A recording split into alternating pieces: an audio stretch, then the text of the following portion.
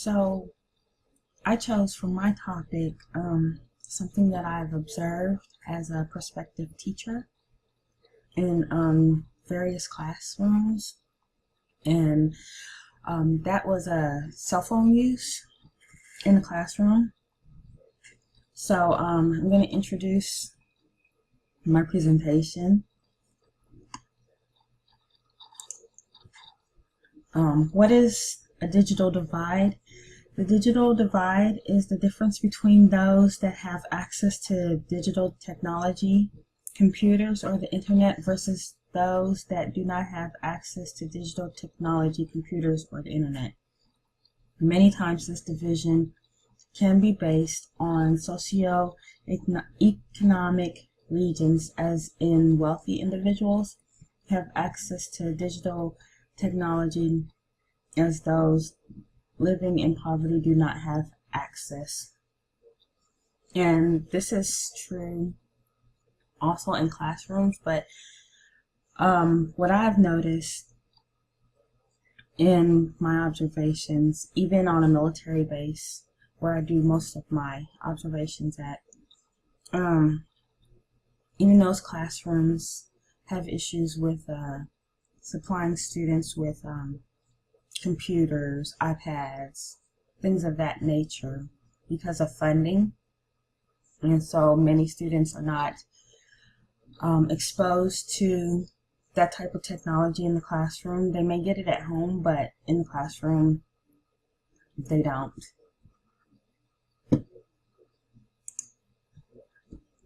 So, what are the pros and cons of cell phone use in the classroom? So this is my question for my presentation, and it's a big question to ask, because I've seen the good things and the bad things with cell phone use in the classroom, and a lot of school districts, especially up here, they have rules and procedures about having cell phones in the classroom. More often than not, it's a no-go to have a cell phone out during classroom time. However, they leave it up to the educator whether or not, I guess, they enforce it, but as a district policy, cell phone use in the classroom is prohibited. So, the pros of cell phone use in the classroom include note-taking, access to information, social learning, parental security, and easy answers. So in the classroom, using cell phones, the students can, like, if you're giving a lesson and want them to research something that they can't, and they don't have access to the computers in the classroom, you can tell them to use their cell phone only to look up the information that you're asking them to look for, and nothing else. You can also authorize them to take notes while they're in class, especially those who don't write fast, or they have some kind of issues with writing. Also, when you're doing group work, cell phone use is good as far as the lesson is concerned, as long as it's regulated in the classroom and the educator is paying attention that they're not doing other things when they should be doing the lesson. So with anything, there's also cons to using cell phones in the classroom. So those would include vulgar material, cyberbullying, social disconnected, loss of writing and research skills. So here's my take on the cons of cell phone use in the classroom. With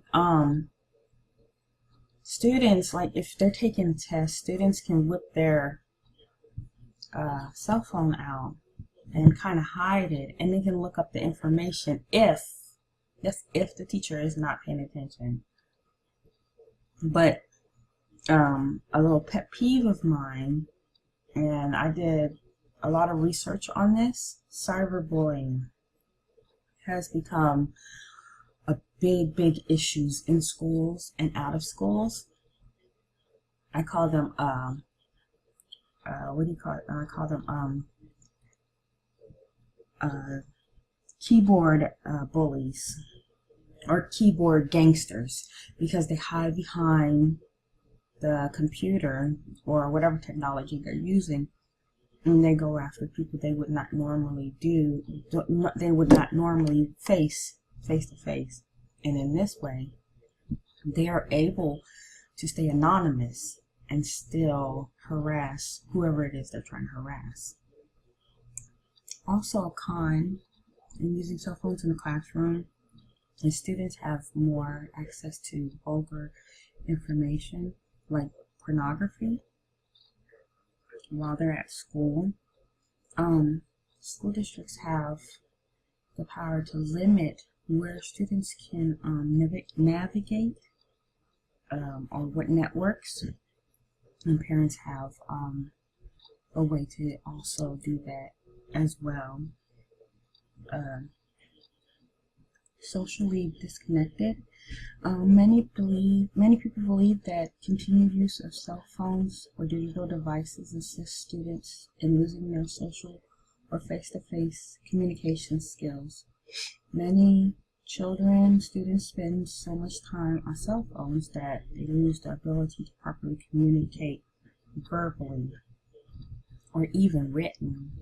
I say that because when you use technology, especially texting, they tend to shorten words like LOL, laugh out loud, things of that nature. And then you see it translated into the students' writing without them really realizing that they're doing it. So that's a con. I like to backtrack though to the pros in the classroom, because I realized I didn't hit everything. So for the pros for social learning,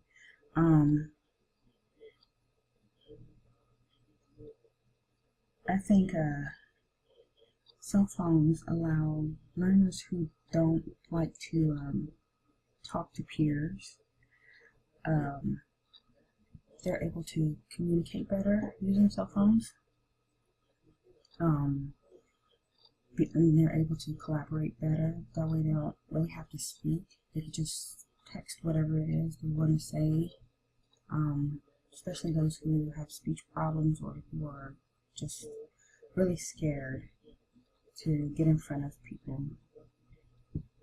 Another pro is the parental security. Like I said in the cons slide, that parents are able to set up